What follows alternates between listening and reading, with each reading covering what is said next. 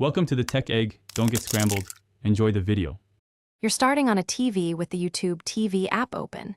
Make sure your device supports the resolution you want, because changing size won't exceed hardware limits. First, use the remote to open the app and sign in if needed.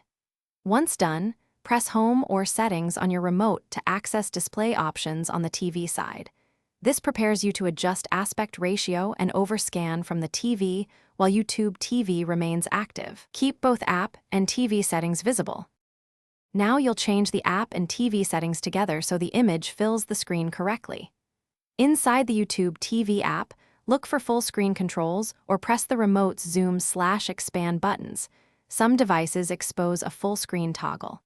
Then, go to the TV's picture or display menu and choose aspect ratio, picture size, or overscan. Match the TV's resolution to the YouTube TV stream. Forcing a higher resolution won't help. So select the native. Finish by confirming the image fills the screen without cutting off UI elements. Move the focus around menus and captions to verify safe margins. If the size doesn't apply, close YouTube TV and restart the app, or reboot the TV.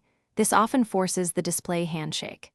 Make sure your firmware and app are up to date so aspect ratio fixes apply.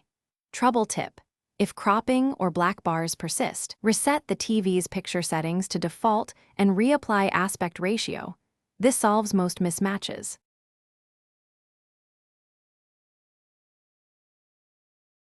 Thanks for watching. Consider subscribing if I helped unscramble your problems.